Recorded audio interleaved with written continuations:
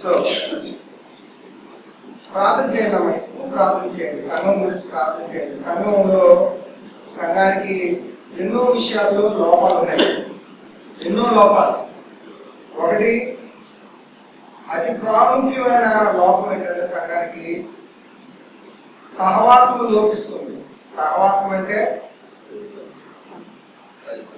Unity. So మనం అలాంటి క్రైస్తవులు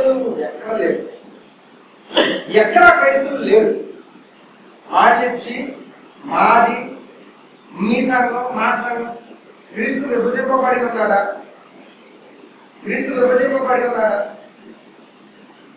సంఘంలో విభజన.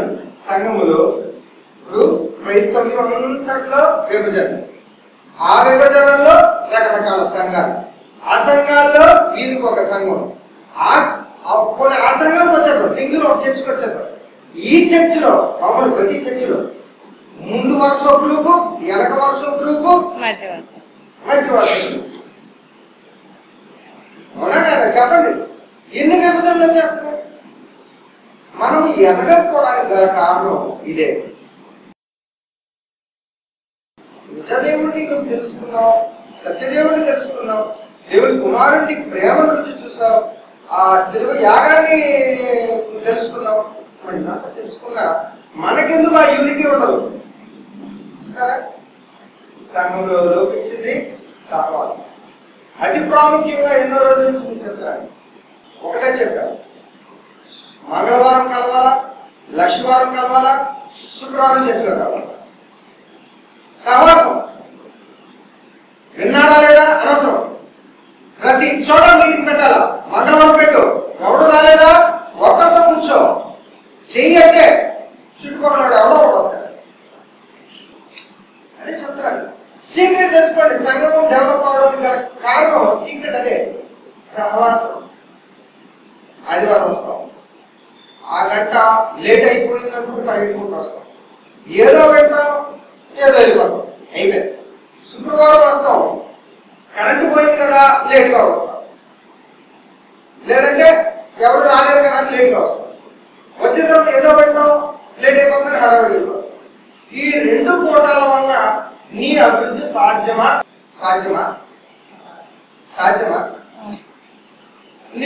నువ్వు నీ సాటి పక్కనున్న సంఘ సభ్యురాలు తోటి సంఘ కుటుంబంతో నువ్వు ఎప్పుడు కలుస్తున్నావు? నువ్వు ఎక్కువ సహవాసం ఎవరితో చేస్తున్నావు? లోకంతో సహవాసం. సంఘం ఎందుకు బాధపడట్లేదు? సంఘంలో కుటుంబాలు కలవడం లేదు. అది సంఘంలో కుటుంబాలు ఏదైనా ప్రార్థనలు అంటే బర్త్డేలు, జ్ఞాపకాలు, కూడికలు, లేకపోతే ఏదో అద్భుతం జరిగిందనో, లేకపోతే ఎగ్జామ్స్ జరిగాయనో, సంవత్సరానికి ఒకసారి 40 రోజులను. ఆ 40 రోజులు ఒక రోజు మీకు యెషయాగ్రంథము 58 చదివితే మీ పారంపర్య ఆచారములు, మీ దినములు, మీ పండుగ ఆచారములు, మీ అమావాస్య దినములు, వీటిని ఆచరిస్తున్నారు తప్ప సహవాసం కోసం చేయట్లేదు అని ఉంటుంది. ఇలాగా చేయటం వల్ల ఏం జరుగుతుంది అంటే ఏదో ఒక కార్యక్రమం జరిగించడం కోసం కూడుతున్నారు తప్ప మొదటి సంఘం ఎలా కూడుకున్నారు అనేది మనం చూడగలిగితే అపోస్తలుల కార్యములు చూడండి సార్. సంఘము ఎలా కూడిందండి, సంఘము ఎలా కూడింది, ఎలా కలుసుకున్నారు. ఇది చాలా ప్రాముఖ్యంగా నువ్వు వినాలి మాట. అర్థమవుతుందా? సంఘంని డెవలప్ చేసే పని పాస్టర్ గారు కాదు, పాస్టర్ గారు అబ్బాయి కాదు, నేనేవాడు కోడిగాడు. అర్థమవుతుందా? సంఘం అనేది మనుషులందరితో సంబంధించింది. అర్థమవుతుందండి? ఈ బిల్డింగ్ నాది కాదు, బిల్డింగ్ మనది. ఈ చర్చ్ గ్రూప్ ఎవరిది? నాది కాదు, అయ్యగారిది కాదు, మనది. సో సంఘంలో ప్రతి కుటుంబం నువ్వు ఎలా గమనించాలంటే ఇది నా సంఘము, నేను దీన్ని డెవలప్ చేయాలని ఆలోచన నీలోకి వస్తే తప్పకుండా ఇది ఇలా ఖాళీ ఉండదు. మనలో ఎవరిలో ఆ ఆలోచన లేదు కాబట్టి ఎవరి జీవితం వాళ్ళు జీవిస్తున్నాం. క్రైస్తవ్యం అది కాదు, ఎవరి జీవితం వాళ్ళు జీవించారు కాదు క్రైస్తవ్యం. క్రైస్తవ్యం పక్క వారి కోసం ప్రాణాలు ఇచ్చేదే క్రైస్తవ్యం. క్రీస్తు నీ గురించి నా గురించి ప్రాణాలు ఇవ్వడానికి వచ్చాడా, లేకపోతే ఆయన గురించి ప్రాణాలు ఇచ్చాడు? చెప్పండి. అంటే క్రైస్తవ్యంలో ఉన్న సీక్రెట్ ఏంటి? క్రైస్తవ్యంలో ఉన్న సీక్రెట్ ఏంటి? పక్కవాడి గురించి నువ్వు బతకాలి. దేవునికి స్తోత్రం. కానీ మనం బతికేది ఎవరి గురించి బతుకుతున్నాం? మన గురించి, మన పిల్లల గురించి, మన భవిష్యత్తు గురించి బతుకుతున్నాం. క్రైస్తవం నేర్పించేది అది కాదు, క్రీస్తు నేర్పించేది అది కాదు. క్రీస్తు చెప్పింది నువ్వు ఎవరి గురించి బతకాలి?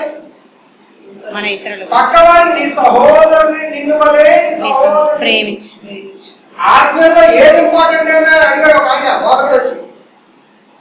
అన్ని ఆజ్ఞలు ఉన్నాయి కదా, ధర్మశాస్త్రం ఉందా, ఇది చేయాలి, ఇది చేయకూడదు, ఇది చేయాలి, ఇది చేయకూడదు, సభాష్ ఉన్నాయి. ఏది ఇంపార్టెంట్? అన్నిటికన్నా ఇంపార్టెంట్ ఏది? రెండే రెండు. నిన్ను వల్ల నీ పొరుగు వారిని. మొదటిది ఎవరు?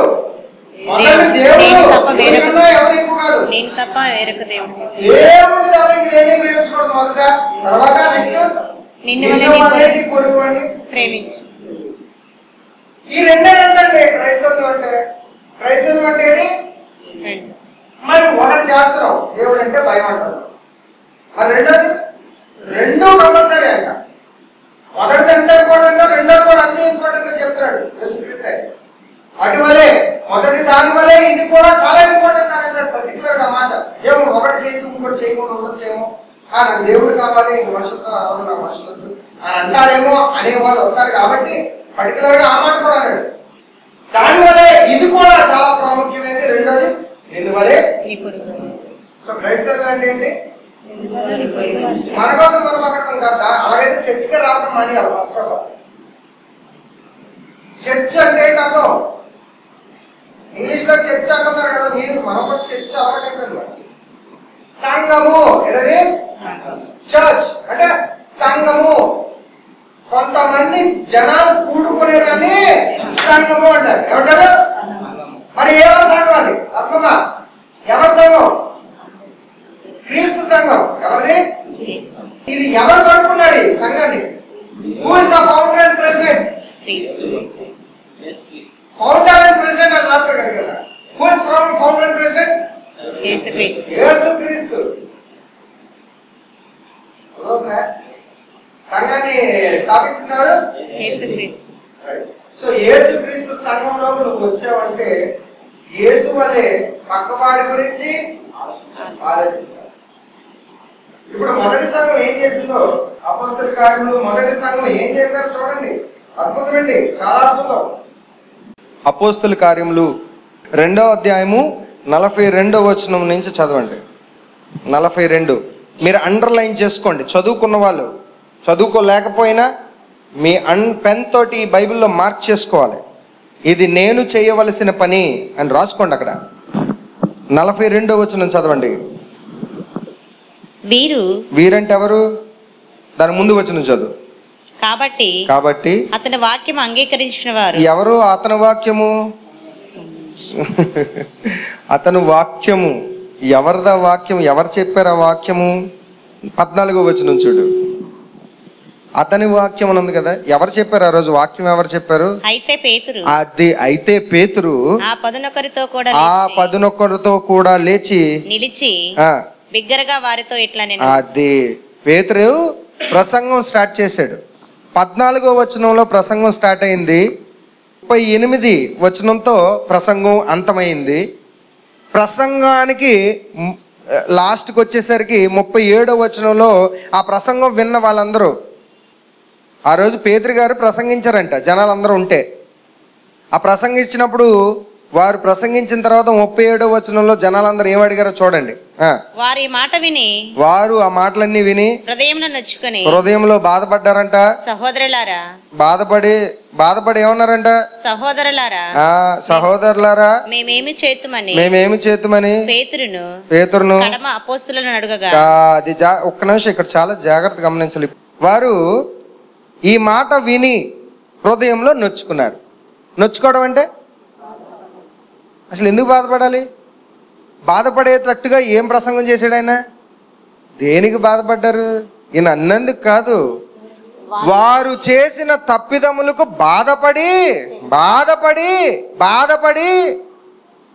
బాధపడింది దేనికి? తప్పు తెలుసుకొని బాధపడ్డారు. బాధపడి మేమిప్పుడు ఏం చేయాలి? మా జీవితాన్ని మార్చుకోవాలంటే మాలో ఈ తప్పు కనిపిస్తుంది, మేమిప్పుడు ఏం చేయాలి అని అడిగారంట. అది ఇప్పుడు అలా అడిగిన తర్వాత పేతురు గారు చెప్పారు, మీరు మానవ మనసు పొంది బాప్తిసం పొందండి, అప్పుడు పరిశుద్ధాత్మని వరము మీరు పొందుతారు అని చెప్పారు. దాని తర్వాత ఇప్పుడు 41 చదువు. కాబట్టి అతని వాక్యం అంగీకరించిన వారు, అది ఆ రోజు అతడు ఎండగట్టేసిన వాక్యము ఎందరినైతే ఉతికిసిందో వాళ్ళందరూ ఎంతమంది ఉన్నారంట చూడు, ఇంచుమించు 3,000 మంది చేర్చబడి. ఎంతమంది అండి? 3,000 మంది. దేవునికి స్తోత్రం. 3,000 మంది బాప్తిసం పొందారు. ఎంతమంది బాప్తిసం పొందారమ్మా? 3,000 మంది ఒక్క ప్రసంగానికి. దేవునికి స్తోత్రం. రైట్. సో ఇప్పుడు దాని తర్వాత ఏం జరిగింది? 42 చదువు. మీరు అపోస్తలుల బోధయందును. వీళ్ళు ఇప్పుడు ఏం చేస్తున్నారంట? 3,000 మంది సంఘం. ఎంతమంది అండి? 3,000 మంది. 3,000 మంది. 3,000 మంది ఏం చేస్తున్నారంట? అపోస్తలుల బోధయందును. అపోస్తుల ఎవరు అపోస్తులు? యేసుక్రీస్తు ఎంచుకున్న 12 మంది శిష్యులు అపోస్తులు. అందులో ఒకడు తప్పాడు, ఆయన ఉద్యోగంలోంచి తప్పాడు. ఇంకొక ఆయన వచ్చాడు ఆయన ప్లేస్లోకి, అతని పేరు మత్తీయ. రైట్. ఈ 12 మంది బోధయందును సహవాసము. అండర్లైన్ చేయండి. Very important. బోధయందును సహవాసమందును. మేము బోధయందు ఉన్నామండి, మరి సహవాసం ఏది? మేము ఆదివారం చర్చకొచ్చి వాక్యం వింటున్నామండి, సహవాసం ఏది? శుక్రవారం మానవండి, మరి సహవాసం ఏది? అపోస్తుల బోధ ఎంత ఇంపార్టెంటో సహవాసం అంత ఇంపార్టెంట్. దేవునికి స్తోత్రం. అపోస్తుల బోధ యందును సహవాసమందును రొట్టె విరవటం. ఏంటా రొట్టె? రొట్టె ఏం చేసేవారంటే, రొట్టె దాన్ని క్రీస్తు శరీరమని, ద్రాక్ష రసము అది యేసుక్రీస్తు వారి రక్తమని, నిబంధన రక్తమని వారు ప్రతిరోజు ఇంటంట కూడుకొని రొట్టె విరుచుట యందును. రొట్టె విరవటం అంటే ఏంటి? భోజనం చేయటం. ఏం చేయటం? భోజనం చేయటం. ఏం చేస్తున్నారు? ప్రతిరోజు ఇంటింట కూడి భోజనానికి కూర్చుంటున్నారు. అయితే ఆ భోజనాన్ని ఏదో తిండి కోసం కూర్చున్నట్టు కూర్చోట్లేదు. ఆ భోజనాన్ని సంఘము కలుసుకోవటం కోసం, సంఘముల ఐక్యమత్యం కోసం ఇంటింటా కలుసుకొని భోజనానికి కూర్చొని ఆ భోజనానికి ముందు రొట్టె విరిచి ఏం చేస్తున్నారు? ప్రభు శ్రమను జ్ఞాపకం చేసుకుంటూ. రొట్టె ఎందుకు విరవమన్నాడు యేసు ప్రభు? ఎందుకు ఆచరించమన్నారు? నన్ను జ్ఞాపకము చేసుకొనుటకై మీరు దీనిని చేయుడి అని అన్నారు యేసు ప్రభు. అంటే నన్ను జ్ఞాపకం చేసుకోవాలంటే మీకు ఇది సాదృశ్యం. నేను ఇప్పుడు మీకు కనిపించట్లేదు శరీరాకారంగా. సో మీరేం చేయాలి? ఇప్పుడు కూడుకొని ఈ రొట్టె నా శరీరం అనుకోండి, ఈ ద్రాక్ష రసము నేను చిందించిన రక్తం అనుకోండి. ఈ రక్తం ద్వారా కొత్త నిబంధన చేశాను. కొత్త నిబంధన అంటే ఎ ప్రామిస్, న్యూ ప్రామిస్. ఏంటో న్యూ ప్రామిస్? పాత ప్రామిస్ ఏంటి, కొత్త ప్రామిస్ ఏంటి? పాత నిబంధన ఏంటి, కొత్త నిబంధన అంటే ప్రామిస్ అమ్మా. కొత్త నిబంధన, కొత్త ప్రామిస్, పాత ప్రామిస్. పాత ప్రామిస్ ఏంటి? 100 రూల్స్. ఎన్ని? 100 రూల్స్లో 99 పాటించాడు, ఆ ఒక్కటి చేయలేదు, ఫెయిల్, శిక్ష, ఫైర్. కొత్త నిబంధన నో రూల్స్, లవ్, ప్రేమ, క్షమాపణ, కనికరం, కృప, దయ, జాలి. ఎంతవరకు? ప్రాణాలను ఇచ్చేటంత. దేవునికి స్తోత్రం. గట్టిగా చప్పట్లు కొట్టండి. ఇది డిఫరెన్స్. అందుకే పౌలు గారు రాస్తారు, మనము ధర్మశాస్త్రం అనబడు ఒక చెరలో బంధించబడి ఉన్నాం. ఆ ధర్మశాస్త్రం ఏంటంట? చెర నిన్ను బంధిస్తుంది. ఎందుకు? ఎవడు ధర్మశాస్త్రం వలన పవిత్రుడు కాలేకపోతున్నాడు గనకనే అందరూ పాపం చేస్తున్నారు. ఆ పాపంలన్నీ కడగాలంటే యేసుక్రీస్తు ఆ ధర్మశాస్త్రాన్ని పాటించి, ఆ ధర్మశాస్త్రాన్ని నెరవేర్చి, ఆ ధర్మశాస్త్రాన్ని ప్రూవ్ చేసి కంప్లీట్ చేసింది ఒక యేసుక్రీస్తే. అందుకే 7 మాటల్లో ఒక మాట అన్నారు. ఏంటది? సమాప్తమైనది. ధర్మశాస్త్రాన్ని నేను 100% పూర్తి చేశాను. సో ఇంకా నాకన్నా ఇంకా అవడలేడు. సో నేను ఇప్పుడు రైట్ తీసుకున్నాను, ధర్మశాస్త్రాన్ని నా గుప్పెట్లో తీసుకున్నాను. I have the authority. పరలోకమందును భూమి అందును సర్వాధికారము నాకు ఇయ్యబడి ఉన్నది. నా మాటలు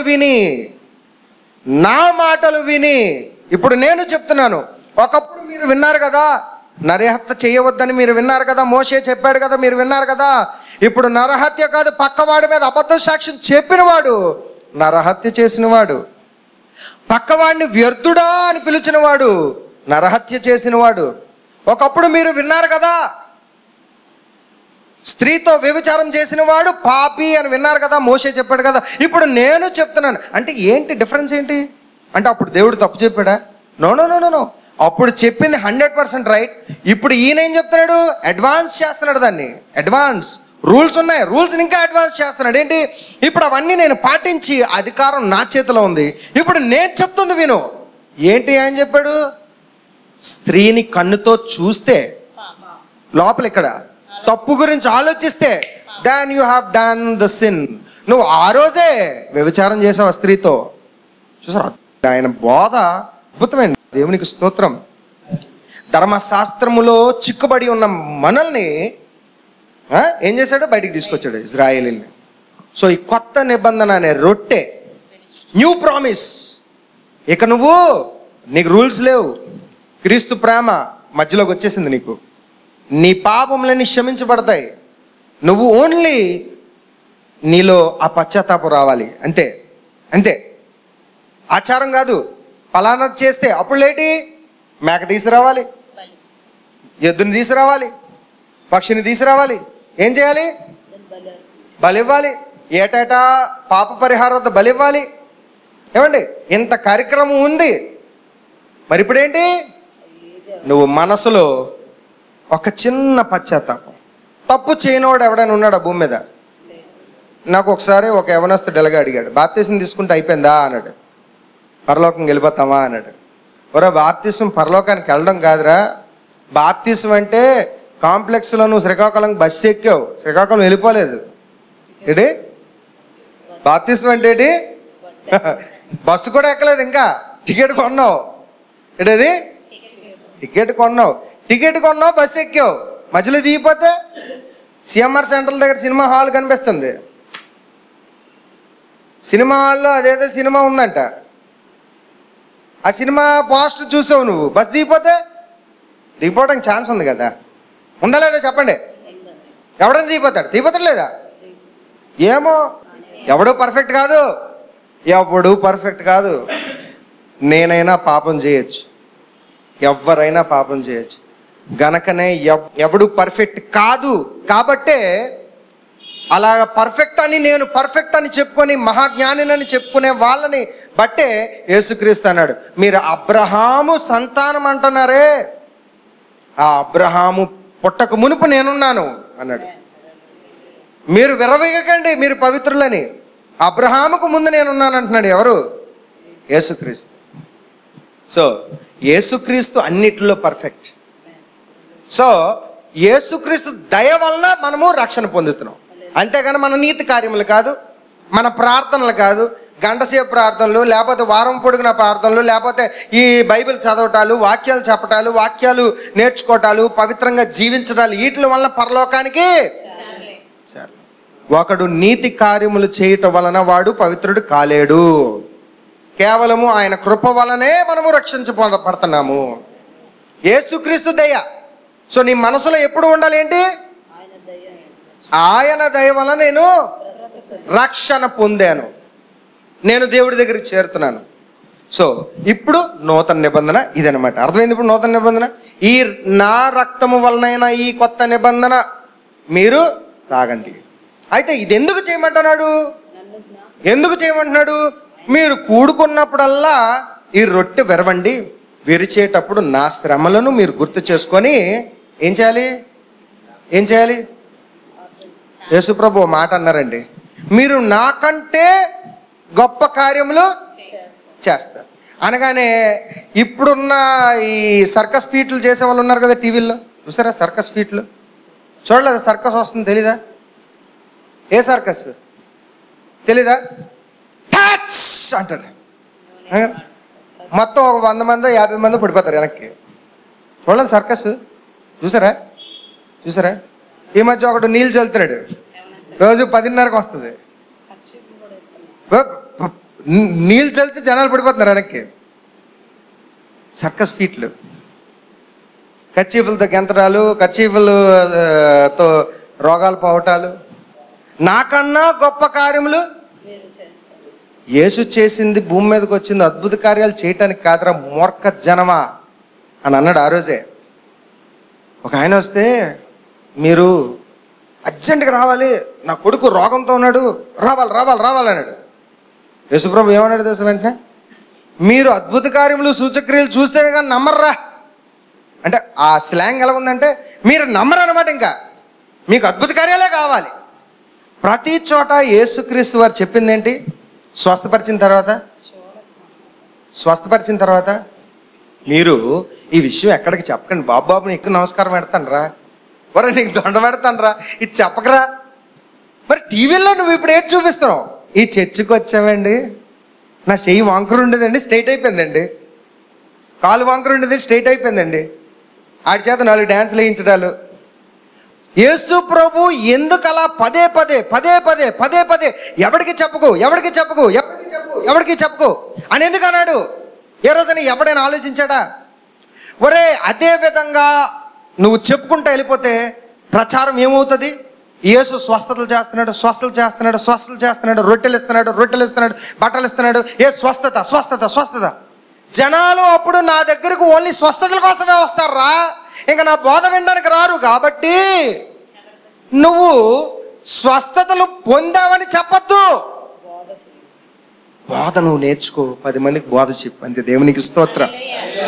ఇది ఎప్పటికీ గమనించట్లేదు. ఇది నాకన్నా గొప్ప కార్యములు చేస్తారు అనగానే ఆ వచనాన్ని పట్టుకుంటారండి. యేసు చెప్పారు కదండి, ఆయనకన్నా గొప్ప కార్యం చేస్తారన్నారు కదా, ఇప్పుడు జరుగుతులేదా? యేసు చెప్పింది గొప్ప కార్యములు అంటే ఏంటి? రొట్టె విరిచారే, ఎందుకు చేయమన్నాడు రొట్టె? నేను సిలువ మీద మరణించానే, అలాంటి మరణం మీరు కూడా పొందాలి. ఒక పేతురు తలకిందులుగా సిలువ వేయబడ్డాడు, ఒక యాకోబు రంపములతో కొయ్యబడ్డాడు, ఒక స్టెఫను రాళ్లతో కొట్టబడ్డాడు చచ్చిపోయేంత వరకు, ఒక పౌలు రాళ్లతో కొట్టించబడ్డాడు, బెత్తములతో కొట్టించుకున్నాడు, కొరడాలతో కొట్టించుకున్నాడు, ఇష్టం వచ్చినట్టు కొట్టారు. యోహాను శిరఛేదనం చేశారు, పౌలుని శిరఛేదనం చేశారు. ఇంకా ఎందరినో ఇవి గొప్ప కార్యములు. అంతేగాని నాకన్నా గొప్ప కార్యాలు అనగానే స్టేజ్ మీద డ్యాన్సులు వేయించడాలు ఇవి కావు. సో గమనించాల్సింది ఏంటంటే, సంఘానికి ఒక బాధ్యత ఉంది. ఆ బాధ్యత సహవాసంతో ఉంది. సహవాసం వాళ్ళు ఇంటింటా చదువమ్మా, ఇంటింటా ఏం చేశారంట? అపోస్తుల బోధ యందును సహవాసమందును రొట్టె విరుచుట మానకుండా. రొట్టె విరచడం అంటే ఏంటి? రొట్టె విరిచేటప్పుడు ఏం జరుగుతుంది? అక్కడ వాళ్ళు ఏం చేస్తున్నారు? ప్రభువును జ్ఞాపకం చేసుకుంటున్నారు. మీరు రొట్టె విరవటం అంటే ఏంటి? రొట్టె తినేయడమా? టపక్మని బఠానీలాగా ఒకటిలాగా. ప్రభువుని జ్ఞాపకం చేసుకుంటూ, ఆయన శ్రమలను జ్ఞాపకం చేసుకుంటూ వాళ్ళు చేయటానికి సిద్ధపడుతున్నారు మానసికంగా. అది రొట్టె విరవటం అంటే.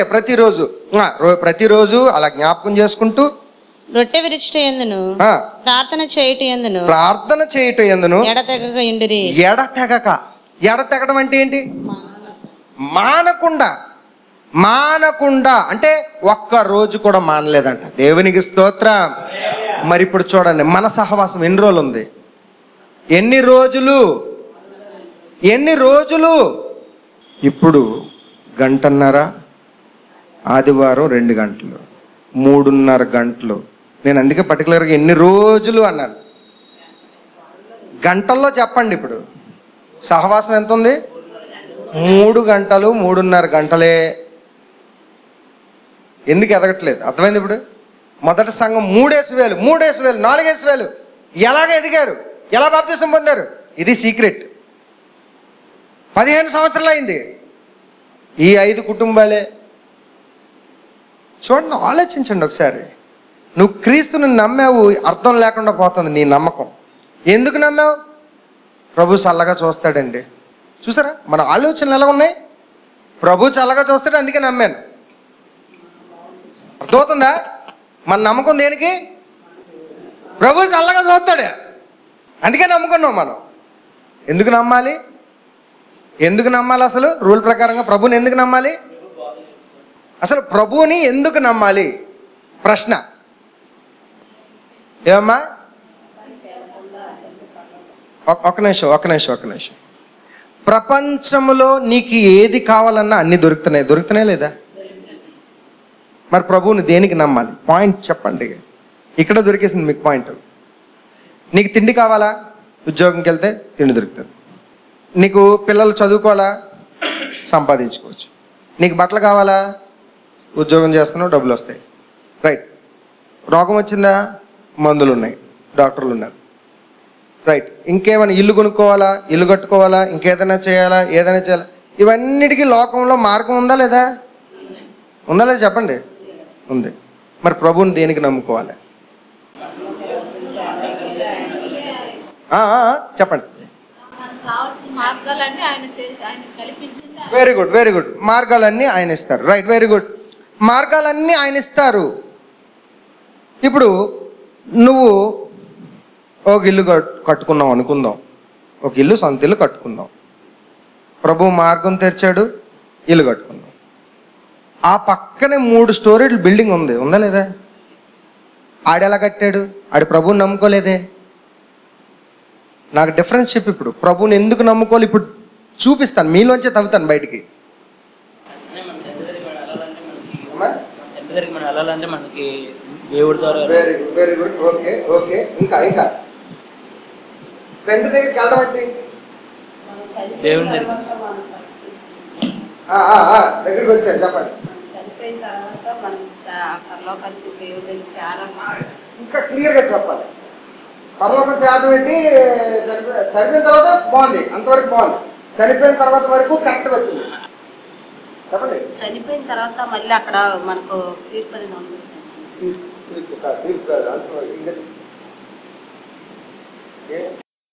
చూసారా? కొంతవరకు చెప్పారు కానీ మనములో ఒక 3-4 మాట్లాడుతున్నారు. అంటే అర్థం ఏంటి? మనం యేసుక్రీస్తుని ఎందుకు నమ్మామో మనకి తెలియదు. ఎంత దయనీయమైన పరిస్థితిలో ఉన్నావు. నువ్వు ఆటో ఎందుకు వేస్తున్నావు అని అడిగితే టక్మని సమాధానం చెప్తే ఏంటి? డబ్బుల కోసం అండి అంట. దానికో సమాధానం ఉంది నీకు? సమాధానం ఉందా లేదా? భోజనం పనికి ఎందుకు వెళ్తున్నావు? జీవనోపాధి కోసం. దీంట్లోని సమాధానం ఉంది నీకు. నువ్వు స్కూల్కి ఎందుకు వెళ్తున్నావు? అమ్మా చదువుకోవడం, తర్వాత ఉద్యోగం కోసం. దీనికి ఒక సమాధానం. అంటే నువ్వు చేసే ప్రతి పనికి నీ దగ్గర ఒక సమాధానం ఉంది. కానీ చర్చికి ఎందుకు వస్తున్నావు? యేసుని ఎందుకు నమ్మావు? Question mark. నీ బుర్రలో క్వశ్చన్ మార్క్ వచ్చింది. అన్నిటికన్నా ప్రాముఖ్యమైనది, లోకంలో నువ్వు ఏది సంపాదించాలన్నా అన్నీ దొరుకుతాయి. ఏది సంపాదించాలన్నా మనిషి సంపాదించవచ్చు లోకంలో. కానీ ఏది చేసినా సంపాదించలేనిది ఒకటి ఉంది. అది ఏంటంటే, నీవు చనిపోయిన తర్వాత కూడా నీకు ఒక బతుకుంది, నీకు ఒక బ్రతుకుంది. ఆ బ్రతుకు లోకి చేర్చేది యేసు ఒక్కడే. దేవునికి స్తోత్రం. నువ్వు యేసుని నమ్ముకోవాల్సింది ఆ బతుకు కోసం, ఈ బతుకు కోసం కాదు. ఈ బ్రతుకు కోసం కాదు యేసుని ఇక్కడికి నీ వచ్చింది, సిలువేయించుకున్నది. ఈ భూమి మీద నీ సమస్యలు తీర్చడానికి కాదు యేసు వచ్చింది ఇక్కడికి. నేను బందీలుగా ఉన్న వారిని విడిపించుటకు, గురుడి వారికి చూపును, పేదలకు సువార్తను ప్రకటించడానికి వచ్చానన్నాడు తప్ప ఇక్కడ లోకంలో మీ కష్టాలు తీర్చడానికి, మీ అప్పులు తీర్చడానికి, మీ సమస్యలను బాగు చేయడానికి నేను రాలేదు. యేసు నీకు మరొక జీవితం గురించి చెప్తున్నాడు. అదే ఇందాక ఎవరు చెప్పారు కదా, చనిపోయిన తర్వాత చనిపోయిన తర్వాత అంటున్నారు కానీ దాని తర్వాత చెప్పటం లేదు. చనిపోయిన తర్వాత నువ్వేం చెప్పాలి? మనిషికి ఒక బ్రతుకు ఉంది. ఈ బ్రతుకు ఓన్లీ 60 సంవత్సరాలు, 50 సంవత్సరాలు, 30 సంవత్సరాలు, మహా అయితే 100, 120. కానీ చనిపోయిన తర్వాత నీకు నువ్వు యేసుని ఎందుకు నమ్మాలి? ఆ బ్రతుకు కోసం. ఇప్పుడు ఎప్పుడు ఎవరిని అడిగినా యేసు ప్రభువు నమ్ముకున్నామండి, ఆస్తులు వచ్చేయండి, భూమి మీద ఇది వచ్చేయండి. ఇప్పుడు యేసు ప్రభు నమ్ముకున్నాం, బిల్డింగ్ వచ్చింది, రేపు భూకంపం వస్తుంది, బిల్డింగ్ పడిపోద్ది, యేసు ప్రభు వాళ్ళని పడిపోయిందా? చూడండి, ఆలోచించండి. మన మాటలు ఎలాగున్నాయంటే ప్రభు వలనండి ఈరోజు తింటున్నాం, మరి ఏమైపోయింది అది రేపు? ఆలోచించండి ఒకసారి.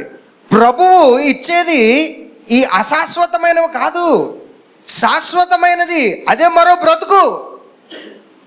ఆ బ్రతుకు నీకు కనిపించటం లేదు కాబట్టి నువ్వు అది నమ్మటం లేదు. అదే విశ్వాసం అంటే. అందుకే అన్నాడు, విశ్వాసము కనుగొనునా అంటే. విశ్వాసం చూడలేను నేను, అలాంటి విశ్వాసం నాకు కనిపించదు ఎక్కడ. ఎవరిలో చూసాడు తెలుసా? ఒక శతాధిపతి వచ్చాడండి. వచ్చి, బోధకుడా, చూడండి జాగ్రత్తమేనండి బోధకుడా, నా దగ్గర పనిచేస్తున్న ఒక బంటు, యుద్ధంలో సోల్జర్ అంటారు కదా, సైనికుడు, నా దగ్గర పనిచేసే ఒక సైనికుడు రోగంతో పడి ఉన్నాడు వాడి దగ్గర ఇంట్లో. అంటే నేనేం చేయాలి ఇప్పుడు అన్నారు యేసుప్రభు. ఏం లేదు, ప్రార్థన చేస్తే బాగవుతాడని నాకు తెలిసింది, అందుకే నేను వచ్చాను. అప్పుడు యేసుప్రభు అంటారు, అయితే పద, నేను వస్తాను పద అన్న. లేదు, మీరు రాకండి,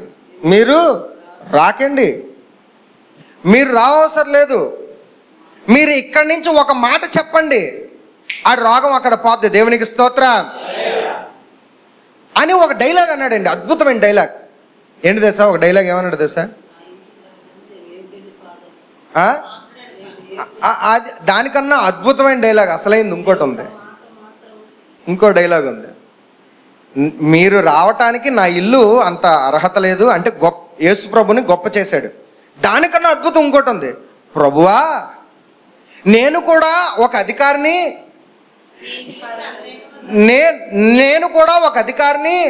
నాకు ఆ అధికారము ఎలా ఉంటుందో, దాని పవర్ ఏంటో నాకు తెలుసు. ఎందుకంటే వెళ్ళరా అంటే ఒకడు పరిగెట్టుకు వస్తాడు, అలా వెళ్ళంటే ఒకడు అడ్డు వెళ్తాడు, ఇలా తీసుకొచ్చి తీయ అంటే ఒకడు వెళ్తాడు. సో అధికారం అంటే ఏంటో నాకు తెలుసు. సో ఎవడు చెబితే వాడి రోగం పోతుందో నాకు తెలుసు, అర్థమైంది, అందుకే నీ దగ్గరికి వచ్చాను, దేవునికి స్తోత్రం అంటున్నాడు. అర్థమైందే? సో యేసుకున్న అధికారాన్ని గుర్తించాడు ఎవరు? శతాధిపతి. అర్థమవుతుందా? సో మనము మన ప్రభు అయిన యేసుక్రీస్తుని ఆ నిత్య జీవాన్ని ఇస్తాడని ఆ గుర్తింపు లేదు మనకేంటంటే ఎంతకాలం ఈ భూమి మీద వీటి కోసమే. ఈ పెనుగులాటలో పడిపోయి సంఘం డెవలప్ అవటం లేదు, సంఘము నిత్యము సహవాసంలో కలవటం లేదు.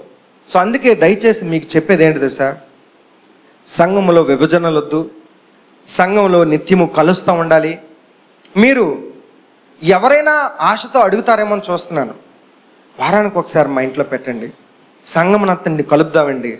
సంఘం ఇలా కలవటం వలన, మా వీధిలో రావటం వలన, మా ఇంటికి రావటం వలన సంఘము కలుస్తుంటుంది. ఏమండి? సంఘము కలుస్తుంటుంది, చుట్టుపక్కల వాళ్ళు వాక్యం వింటారు, ఎవడు ఒక్కడైనా వస్తాడండి అనే ఆశ మీలో ఉందా? సహవాసం అందుకే చాలా బలమైంది. ఆ సహవాసం అప్పుడు ఉంది కాబట్టి వారు డెవలప్ అయ్యారు. అర్థమవుతుందా? సీక్రెట్ చెప్తున్నాను మీకు. సంఘం డెవలప్ అవ్వాలంటే ఏముండాలి? సహవాసం అంటే కలుసుకోవటం, కలిసి మూమెంట్ తీసుకురావాలి చర్చిలో. ఇప్పుడు ఎలా ఉందంటే మనము చతికిలు పడిపోయి ఉన్నాం తల్లి. వాస్తవానికి చెప్తున్నాను, ఎవరిలో కూడా ఉద్యమం లేదు. పూర్వం ఉన్న ఉద్యమం ఎందుకు లేదు తెలుసా? నువ్వు ఒక రొటీన్గా చేస్తున్నావు. ఎలాగా? రొటీన్ అంటే ఎలాగైపోయింది? అలవాటు. శుక్రవారం రావటం, ఆదివారం రావటం, వెళ్ళిపోవటం. కనుకనే మీకు ఇందులో మజా తెలియటం లేదు, దేవుడి పనిలో ఉన్న మజా తెలియటం లేదు. ఒక పక్క నుంచి దెబ్బ పడుతుంటే ఆ మజా వేరు, ఎండనక వాననక బయటికి వెళ్తుంటే ఆ మజా వేరు. ఒక్కొక్కడికి సువార్త చెప్తుంటే, మీరు నాతో రండి చూపిస్తాను మీకు. ఎవరైనా మీరు ఆ మజా చూడాలనుకుంటే సువార్తలో ఉన్న మజా, ఒక్కొక్కడికి సువార్త చెప్తుంటే వాడు అడిగే ప్రశ్నలు, ఆ ప్రశ్నలకి మనం సమాధానం చెప్పడం, ఒక్కొక్కడు మనల్ని వెలివేయటం, ఒక్కొక్కడు అసహించుకోవటం. నేను అనుభవిస్తున్నాను అవన్నీ, నేను చెప్తున్నాను. ఆ మజా వేరు, దేవుడి పనిలో ఉన్న మజా వేరు. మీరు చూడండి, జరుగుతుంది ఇవన్నీ. సంఘములో అలాంటి మూమెంట్ తీసిరండి మీరు. మూమెంట్ అంటే కదలిక. కదలట్లేదు. ఎలా ఉన్నాం తెలుసా? మనం అనకాపల్లిలో బెల్లం ఫ్యాక్టరీలు ఉంటాయి తెలుసా? తెలుసా మీకు? ఎప్పుడైనా వెళ్ళావా? ఒకసారి లోపలికి వెళ్ళు, అందులో దిమ్మ ఉంటుంది పక్కన, తెలుసా? కరెక్ట్ చెప్పారా? ఆ దిమ్మ ఎక్కడ పెడితే అక్కడ ఉంటుంది. బెల్లం కొట్టి దిమ్మల్లా ఉన్నాం మనం, దిమ్మ చెక్కల్లాగా. ఎక్కడున్నావు? అక్కడే ఉన్నానండి, తిరుగుతున్నాను అక్కడే. ఎక్కడా? ఆ నుయ్యి చుట్టూ ఉన్న రింగులో తిరుగుతున్నావంట. కప్పంట ఆ నుయ్యి చుట్టూ ఇలా చూస్తుందంట పైకి, తెల్లగా ఒక చిన్న చక్రంలా కనిపిస్తుంది. ఓహో ఇదే ఆకాశం అనుకుని ఆ చుట్టూ తిరుగుతుంటుంది. కప్పని ఎవడైనా బయటికి తీస్తే అప్పుడు దాని కళ్ళు వెలుగుతాయి. ఆకాశం ఎంత పెద్దదా, నేనేమో చిన్న రింగ్ అనుకున్నాను. కప్పకు ఓన్లీ రింగే కనిపిస్తుంది, అవునా లేదా? నువ్వు నూతులోంచు ఇలా చూడు, నువ్వు కూడా దిగి ఎలా కనిపిస్తుంది నీకు? చిన్న చక్రంలాగే కనిపిస్తుంది. యువతలో ఉన్న ఆకాశం కనిపిస్తుందా? కనిపించదు. అలాగే ఎక్కడున్నావు భూషణం, ఎక్కడున్నావు రామారావు, ఎక్కడున్నావు వర్మ, అమలారా అక్కలారా ఎక్కడున్నారు? అక్కడే. ఎక్కడా రింగు? మార్నింగ్ లేవటం, పనికి వెళ్ళటం, రావటం, పడుకోవటం, లేవటం, పనికి వెళ్ళటం, రావటం, పడుకోవటం. ఈ సర్కిల్లో ఉన్నావు నువ్వు. పక్కన పెద్ద ఆకాశం ఉంది, విస్తారమైన పని ఉంది, తెలుసుకోవాలి. ఓకేనా? సంఘాన్ని డెవలప్ చేసుకుందాం దయచేసి. మీరు పెద్దోళ్ళు, వయసులో పెద్దోళ్ళు, మీకు బాధ్యత చెప్పే అంత పెద్దోడిని కాదు నేను. మీరు ఏమయ్యా రామారావు పనికి వెళ్ళయ్యా, నీకు చెప్తే ఎలాగుంటుంది? పనికి వెళ్ళే డబ్బులు తీసురా అంటే ఎలాగుంటుంది నీకు? భోజనం పనికి వెళ్ళయ్యా, కాస్త పని చేయి లే అంటే ఎలాగుంటుంది నీకు చెప్పు? నీ బాధ్యత నీకు చెప్పాలా? నీ బాధ్యత నీకు చెప్పాలా? ప్రశ్నకు సమాధానం చెప్పాలా? ఎస్, మంచి మాట అన్నావు. సో సంఘం ఎలాంటి పతనంలోకి వచ్చింది? మన బాధ్యతలు మనం చెప్పుకునే పరిస్థితికి వచ్చింది. అర్థమవుతుందా? అది దయచేసి నేనేదో మిమ్మల్ని అంటున్నానని కాదు, కానీ మీకు ఒక సలహా ఇస్తున్నాను. మనలో ఉన్న లోపం మీకు ఎత్తి చూపిస్తున్నాను. ఆ లోపాన్ని సరి చేసుకోగలిగితే మీరు ఇది వాక్యం విని వెళ్ళిపోతే పని చేయదమ్మా. అర్థమవుతుందా? మీరు వినిన తర్వాత దెబ్బతినేశారు మీరు. ఎందుకు? మీరు విన్నారు, దెబ్బతినేశారు మీరు. ఎందుకు చెప్పండి? మీరు విన్నారు, శిక్షకు రెడీ అయిపోతున్నారు. నేను విన్నాను, నేను శిక్షకు రెడీ. ఏంటి చెప్పండి?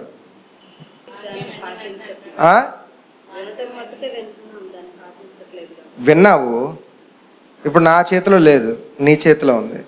వింటే తెలిసింది, చేస్తే చేయకపోతే శిక్ష.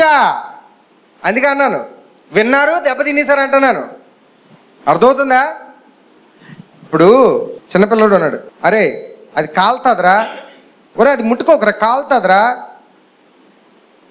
విన్నాడు, వింటే ఓకే, వినకపోతే దెబ్బతినేశాడు. మ్యాటర్ అదనమాట. విన్నాడు, దెబ్బతినేశాడు. సో మీరందరూ విన్నారు,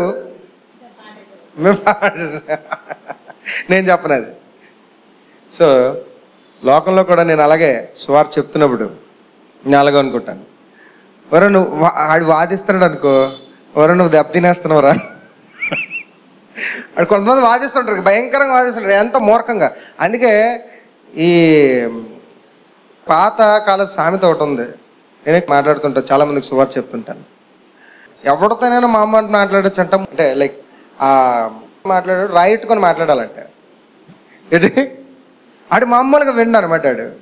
ఆడి తత్వం ఏంటి, ఆడికి తత్వుడు రే అంటే వింటాడు అనమాట. ఆడి తత్వం అదనమాట. అలాగా చాలా ఇప్పుడు మీరు కూడా అలాగే ఉన్నారు, మీరు కూడా అలాగే ఉన్నారు, మనం కూడా అలాగే ఉన్నాం. రాయి పట్టుగానే మాట్లాడాలా. చూసారా, మన బాధ్యతను మనం చూపించుకోవాలా? చెప్పమ్మా, చెప్పండి. నేను నా చేత చెప్పించుకుంటారా మీరు? నేను నీకు చెప్పాలా? నువ్వు వెళ్ళి మీ నాన్నకి చెప్తావు, ఏంటి నాన్న అలా చేస్తున్నావు ఇలా చేస్తున్నావు అని చెప్పు. ఆయన పెద్ద ఆయన కాబట్టి పెద్ద ఆయనలా ప్రవర్తిస్తున్నాడు. మనమందరం పెద్దోళ్ళం కాబట్టి పెద్దోళ్ళలాగా ప్రవర్తించాలి. మరి పెద్దోళ్ళ ప్రవర్తించకుండా ఇంకా ప్రతిసారి మేము వింటాము మాకు చెప్పాలి అంటే కుదరదు కదా. అర్థమైందా?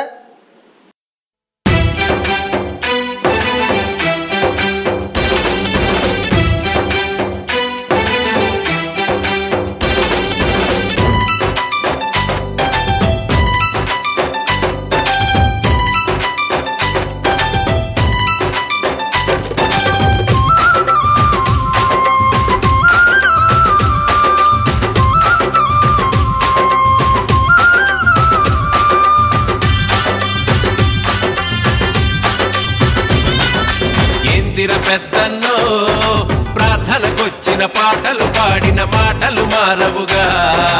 ఇందిర చిన్నన్నో సంఘములో ఉన్న సాక్ష్యములు ఇచ్చిన సాకులు మానవుగా. ఇందిర పెద్దన్నో ప్రార్థనకొచ్చిన పాటలు పాడిన మాటలు మారవుగా. ఇందిర చిన్నన్నో సంఘములో ఉన్న సాక్ష్యములు ఇచ్చిన సాకులు మానవుగా. ఆదివారం నాడు గుళ్ళోకి వస్తావు, శుక్రవారం నాడు ఉపవాసాలుంటావు. ఆదివారం నాడు గుళ్ళోకి వస్తావు, శుక్రవారం నాడు ఉపవాసాలుంటావు. ఏది చేసినా ఎంత చేసినా నీ జీవితమే మారలేదు. ఎందిర పెద్దన్నో ప్రార్థనకొచ్చిన పాటలు పాడిన మాటలు మారవుగా. ఇందిర చిన్నన్నో సంఘములో ఉన్న సాక్ష్యములు ఇచ్చిన సాకులు మారవుగా.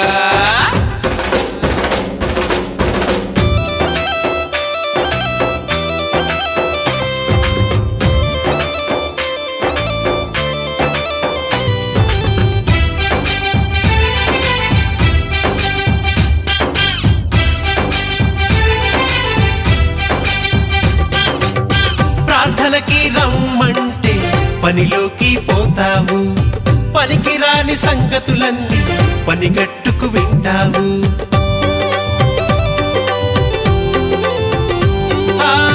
ప్రార్థనకి రమ్మంటే పనిలోకి పోతావు, పనికి రాని సంగతులన్నీ పనిగట్టుకు వింటావు. విందులకు వినోదాలకు సమయమంత ఇస్తావు, విందులకు వినోదాలకు సమయమంత ఇస్తావు. క్రైస్తవుడని పేరు మాత్రం చాలదు నీకు పోరన్నా. క్రీస్తుని కలిగి బ్రతుకన్నా. ఎందిర పెద్దన్నో ప్రార్థనకొచ్చిన పాటలు పాడిన మాటలు మారవుగా. ఎందిర చిన్నన్నో సంఘములో ఉన్న సాక్ష్యములు ఇచ్చిన సాకులు మానవుగా.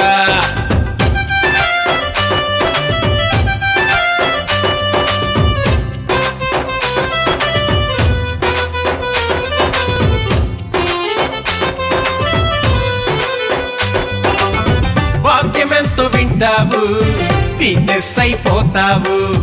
ఉపవాసాలున్నానంటూ పూసులెన్నో చెబుతావు. అన్నా వాక్యమెంతో వింటావు, వీక్నెస్ అయిపోతావు. ఉపవాసాలున్నానంటూ పూసులెన్నో చెబుతావు.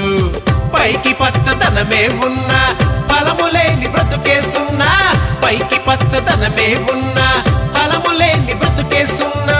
నామగాథ క్రైస్తవ బ్రతుకు వీడు నేడే ఓరన్నా. విశ్వాసిగా క్రీస్తుని చాటన్నా. ఎందిర పెద్దన్నో ప్రార్థనకొచ్చిన పాటలు పాడిన మాటలు మారవుగా. ఎందిర చిన్నన్నో సంఘములో ఉన్న సాక్ష్యములు ఇచ్చిన సాకులు మానవుగా.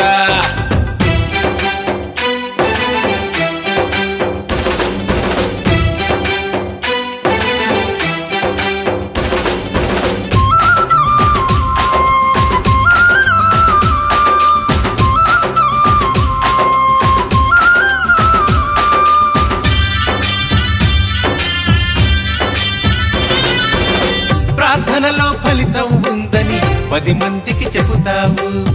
తీరా అది నీ దాకొస్తే ప్రక్కదారి పడతావు.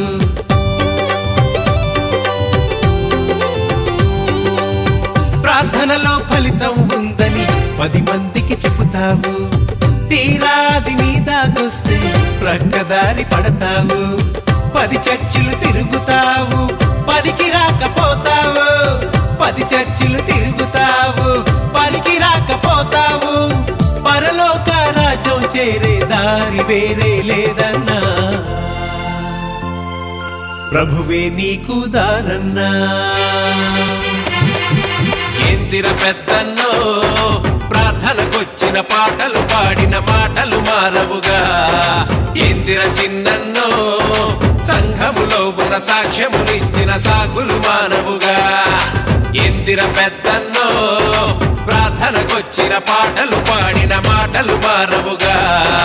ఏందిర చిన్నన్నో సంఘములో ఉన్న సాక్ష్యమునిచ్చిన సాకులు మానవుగా.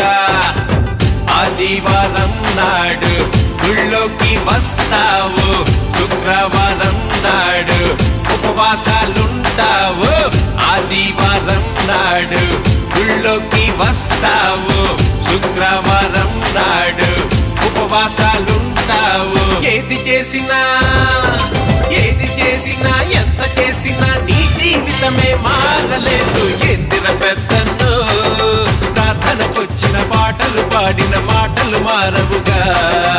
ఏందిర చిన్నన్నో సంఘములో ఉన్న సాక్ష్యములిచ్చిన సాకులు మారవుగా. సో సంఘం ఎలాంటి పతనంలోకి వచ్చింది? మన బాధ్యతలు మనం చెప్పుకునే పరిస్థితికి వచ్చింది. అర్థమవుతుందా? నీ బాధ్యత నీకు చెప్పాలా? ప్రశ్నకి సమాధానం చెప్పాలా? చూసారా, మన బాధ్యతను మనం చూపించుకోవాలా? చెప్పమ్మా, చెప్పండి. నా చేత చెప్పించుకుంటారా మీరు? నేను నీకు చెప్పాలా? మీరు పెద్దోళ్ళు, వయసులో పెద్దోళ్ళు, మీకు బాధ్యత చెప్పే అంత పెద్దోడిని కాదు నేను. మనమందరం పెద్దోళ్ళం కాబట్టి పెద్దోళ్ళలాగా ప్రవర్తించాలి. మరి పెద్దోళ్ళ ప్రవర్తించకుండా ఇంకా ప్రతిసారి మేము వింటాము మాకు చెప్పాలి అంటే కుదరదు కదా. అర్థమైందా? రైట్. సో బాధ్యత ఎలా చేస్తారో నేను చూస్తాను. దెబ్బతినీకండి, మీ గురించి ప్రార్థన చేస్తాను. ప్రభువా విన్నారు, దెబ్బతిన్నాను, రెడీ అయిపోయారు, జాగ్రత్త కొంచెం. రైట్. సహవాసం ఇంపార్టెంట్. వారానికి ఒక్కళ్ళ ఇంట్లోనైనా ఊరకనే ఏవి వద్దు, ఏ ఏర్పాట్లు మీరు చూడండి. ఇది స్టార్ట్ చేయండి, సంవత్సరం తిరిగేసరికి చూడండి. దేవుడు నిస్సహాయుడు కాదు, చేతకాన వ్యక్తి కాదు. నువ్వు పని చేయడం మొదలు పెడితే జనాలు రాబోతే నన్ను అడుగు, నేను నించుంటాను దేవుడి పక్షాన. నా దేవుని పవర్ ఏంటో నాకు తెలుసు, నా దేవుని శక్తి ఏంటో నాకు తెలుసు. మనము చేయక ఆయన ద్వారాలు తెరవటం లేదు, మనము బయట కదలక ఆయన పని జరగనివ్వటం లేదు, మనము అసలు ఉద్యమం తీసుకురాక సంఘాన్ని నింపటం లేదు. మనలో ఉంది బాధ్యత. అర్థమవుతుందా? నువ్వు జాగ్రత్తగా చూడు. ఇది సంఘంలో స్టార్ట్ చేయండి, సంవత్సరం తిరిగిన తర్వాత ఇదే రోజు నన్ను ప్రశ్న అడగండి, ఈ సంఘం నిండపోతే నన్ను అడగండి. దేవునికి స్తోత్రం. ఆ రోజు నేను దేవుడి పక్షాన్ని నించుంటాను, నేను నించుంటాను దేవుడి పక్షాన్ని. ఎందుకంటే దేవుడు మాటిస్తే, సెలవిస్తే తప్పకుండా జరుగుతుంది. మీరు వెళ్ళండి అన్నాడు, అంతే. ఏమన్నాడు? భూమి దిగంతముల వరకు మీరు వెళ్ళండి, ఇదిగో యుగ సమాప్తి వరకు నేను ఉన్నాను. దేవునికి స్తోత్ర. అది ఆయన వాగ్దానం, నేనున్నాను, మీరు వెళ్ళండి. మీరు వెళ్ళట్లేదు. పాయింట్ అర్థమైంది ఇప్పుడు? అది రైట్. ప్రార్థన చేసుకుందాం, కళ్ళు మూసుకుందాం. ప్రార్థన. మహాపరిశుద్ధుడును, మహోన్నతుడును, సర్వోన్నతుడును, సర్వ సృష్టికి కారణభూతుడైన మా ప్రియ పరలోక తండ్రి, మీకు వందనములు, స్తోత్రములు నాయన. ప్రభా, గడిచిన దినములన్నీ మీ కృపగల దయగల రెక్కల కింద మనం మరుగుపరుచుకున్న తన నాయన శుక్రవారం దినమందు నీ సన్నిధిలోకి తోడుకొచ్చిన విధానమును బట్టి మీకు వందనములు, స్తోత్రములు నా ప్రభా. నా తన నాయన ప్రత్యేకంగా కూడి వచ్చిన ప్రతి బిడ్డను మీరు జ్ఞాపకం చేసుకోమని అడుగుచున్న ప్రభా నాయన. ఇప్పటి వరకు నా తన నాయన అభిషేక్ రాజు ద్వారా మీరు మాట్లాడిన ప్రతి మాటను బట్టి మీకు వందనములు, స్తోత్రములు నాయన. నిజంగా నా ప్రభ నాయన సహవాసము లేక నా తండ్రి, ఐక్యత లేక, కూడుకోవటము లేక నా ప్రభ నాయన మేమైతే నా ప్రభ నాయన అయ్యా అభివృద్ధి చెందలేకపోతున్నాం ప్రభ నాయన. అయ్యా కడపటి అపోస్తులైతే నా తండ్రి నాయన వాక్యం వినిన వెంటనే నా ప్రభ నా తండ్రి నాయన అయ్యా సహోదరులారా మేము ఏమి చేయాలి ఇప్పుడని నా తండ్రి నాయన వెంటనే హృదయంలో నొచ్చుకొని నా ప్రభ నా తండ్రి నాయన వారు అడిగారు ప్రభ. మేమైతే నా తండ్రి 10 సార్లు చెప్పించుకున్నా నా తండ్రి నాయన దాని గురించి సమాధానం చెప్పలేని స్థితిలో ఉన్నాము నా ప్రభ నాయన. నిజంగా నా ప్రభ నా తండ్రి నాయన ఎలాంటి సంఘమైన నా తండ్రి నాయన అయ్యా పదే కూడుకొని నా తండ్రి నాయన అయ్యా కలుసుకొని ప్రభ నా తండ్రి మీ గురించి నా తండ్రి అనేకులకు తెలియచెప్పినప్పుడు తండ్రి తప్పక నువ్వు సంఘాన్ని అభివృద్ధి చేస్తావు ప్రభ నాయన. అయ్యా అలాంటి నా తండ్రి నాయన నా తండ్రి కూడుకునే స్వభావం మా అందరికీ దయచేయండి, నేర్పించండి ప్రభ నాయన. అయ్యా ప్రతి వారానికి ఒక రోజైనా నా తండ్రి నాయన అయినా నిజంగా నా తండ్రి ఇది మీరు చెప్పిన మాటగా మేము తీసుకోవాలి ప్రభ నాయన. మా బాధ్యత మేము గుర్తు చేసుకోవటానికి సహాయం చేయండి నా ప్రభా. మీకు వందనములు, స్తోత్రములు ఆయన. ఈ లోకంలో నిజంగా ఏమీ శాశ్వతము కాదని మాకు తెలుసు ప్రభా. మేము వింటూనే ఉన్నాము తండ్రి నీ వాక్యము, కానీ తండ్రి దాన్ని ఆచరించలేక నా తండ్రి దెబ్బతింటున్నాం ప్రభా. నిజముగా తండ్రి నాయన అయ్యా వినని వారు, తెలియని వారు చేసే తప్పు అయితే అది వేరే ప్రభా, దానికి క్షమాపణ ఉంటుందేమో ప్రభా. కానీ మేము వింటూ తెలుసుకుంటూ నా తండ్రి నాయన దాన్ని ఆచరించక నా తండ్రి నాయన శిక్షకు లోబడుతున్నాం ప్రభ నాయన. నిజంగా మాకు ఇన్ని కష్టాలు, ఇన్ని శ్రమలు వస్తున్నాయంటే కారణమే నా తండ్రి నాయన అదే నా ప్రభా. అయ్యా నా తండ్రి నాయన మేము ఎన్నో ఈ భూలోక సంబంధమైన శ్రమలకు భయపడుతున్నా తండ్రి నాయన. అయ్యా నా తండ్రి నాయన ఈ లోకంలో శాశ్వతం కాని దానికి ప్రాకులాడుతున్నాము, కానీ ప్రభ నాయన అయ్యా నా చనిపోయిన తర్వాత ఒక జీవితం అంటూ ఉన్నది నా తండ్రి, ఒక బ్రతుకు ఉన్నది, దాని కొరకు మేము నా తండ్రి నాయన ప్రయాసపడటం లేదు ప్రభా. నిజంగా నా తండ్రి నాయన మాకు ఇప్పటికైనా నా తండ్రి నాయన కళ్ళు తెరిపించండి నా ప్రభ నాయన. అయ్యా నా తండ్రి నిజం తెలుసుకుని నా ప్రభ నాయన అయ్యా అభిషేక్ రాజు చెప్పినట్టుగా నా ప్రభ ప్రతి ఇంటిలో కూడా కూటం పెట్టుకోవడానికి సహాయం చేయండి ఆయన, కూడుకోవటానికి సహాయం చేయండి ఆయన. అన్నపానముల గురించి కాదు నా ప్రభ నాయన, విలువైన నా తండ్రి నీ మాటలు నా తండ్రి అనేకులకు తెలియజేయటం కొరకు నా తండ్రి అది కూడుకోవటం ఒక అవసరము నా తండ్రి నాయన. అది తప్పనిసరిగా మేము కూడుకోవాలి కనుక నా ప్రభ నాయన అయ్యా దీన్ని ఆచరించడానికి నా తండ్రి నాయన దీన్ని నిజంగా నా ప్రభ మేము అందరము చేయటానికి సహాయం చేయమని అడుగుచున్నాను దేవా. మీకు వందనములు, స్తోత్రములు ఆయన. అయ్యా మరి ఒక్కసారి నాయన ఈ లోకంలో ప్రతి బిడ్డను కూడా మీరు జ్ఞాపకం చేసుకోమని అడుగుతున్నాను. అనేక మంది మనుషులు ఒకటి సాధించాలంటే నా తండ్రి నాయన విసుకక నా ప్రభ నా తండ్రి నాయన ఎంతో పట్టుదలతో వారు సాధించారు ప్రభ. కానీ నా ప్రభ మేమైతే నా తండ్రి నాయన నా తండ్రి నాయన నీ పని చేయటానికి నా తండ్రి నాయన అయ్యా విసిగిపోతున్నాం ప్రభ నా తండ్రి. ఒక్కసారి 2 సార్లు చేసినప్పటికీ ప్రభ బలహీన పడిపోతున్నాం ప్రభ. అలా కాక తండ్రి ఈ ఎడతెగక మేము కూడుకుంటూ సహవాసముగా ఉంటున్నా తండ్రి నిత్యము ప్రార్థనలు చేయడానికి మా సంఘానికి సహాయం దయచేయండి నా తండ్రి. అయ్యా సంఘ అభివృద్ధి కొరకు ప్రత్యేకంగా ప్రార్థన చేస్తున్నాం తండ్రి. సంఘ బిడ్డలుగా మేము కూడా తండ్రి నాయన ఆ బాధ్యత తీసుకోవడానికి సహాయం చేయండి అయ్యా. ఇది మా అందరి సంఘము ప్రభ నాయన, వారు ఒక్కరిది కాదు ప్రభ నా తండ్రి నాయన. అయ్యా నాయన ఎన్నోసార్లు ఇప్పటికీ ఈ విషయం చెప్పారు ప్రభ, కానీ నా తండ్రి నాయన మా పనుపాట్లో పడిపోయి మేము విని వెంటనే మర్చిపోతున్నాం ప్రభ. అయ్యా ఈసారి అలా కాకుండా నా తండ్రి ఒక ఖచ్చితమైన నిర్ణయం తీసుకోవటానికి సంఘంతో మాట్లాడండి ప్రభా. మా అందరితో మీరు మాట్లాడండి తండ్రి. మీకు వందనములు, స్తోత్రములు ఆయన. ఒక కట్టడగా నా తండ్రి, ఒక నిబంధనగా నా తండ్రి నాయన సహవాసం గురించి నాయన మేమందరం ఉన్న తండ్రి మాట్లాడుకొని నా తండ్రి దాన్ని ఆచరించి నా తండ్రి నాయ ప్రభా అయ్యా జరిగించడానికి సహాయం దయచేయమని అడుగుతున్నాం ప్రభా. మీకు వందనములు, స్తోత్రము చెల్లించుకుంటూ నాయన మరి ఒకసారి నాయన నీ సువార్త చేయట్లో, నీ సేవ చేయట్లో నా తండ్రి నాయన అన్నిటిని విడిచిపెట్టి నా తండ్రి నాయన నీ సువార్తే నా తండ్రి ముఖ్యం అనుకుని నా తండ్రి నాయన యవన కాలమును నా తండ్రి అనేక సంతోషంగా గడపవలసిన సమయాన్ని విడిచిపెట్టి నా తండ్రి నాయన నిజంగా నా తండ్రి నాయన ఎంతగానో నాయన ఆసక్తి చూపిస్తూ ఆయన ప్రాణము నా తండ్రి నీ కొరకు భక్షిస్తుంది అన్నట్టుగా నాయన అభిషేక్ రాజు ఎంతలా నా తండ్రి నాయన ఆశపడుతున్నాడు. అందులో ఒక్క వంతైనా మేము చేయడానికి నాయన ఆయనకు సహకరించడానికి సహాయం దయచేయమని అడుగుతున్నాం ప్రభా నాయన. యవనస్తుడి వల్ల మేము కూడా నా తండ్రి నాయన నీ పనిలో నాయన ఒక వంతైనా నా తండ్రి మేము ఉండటానికి సహాయం దయచేయమని మరి ఒకసారి ప్రత్యేకంగా మా సంఘం కొరకు నా తండ్రి అయ్యా నాయన సహవాసం కొరకు కూడా ప్రత్యేకంగా ప్రార్థన చేస్తున్నాయన.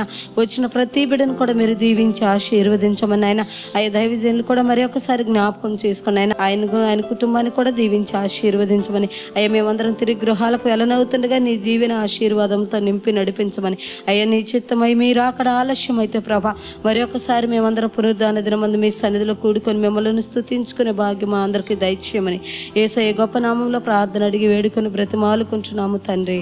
ఆమేన్.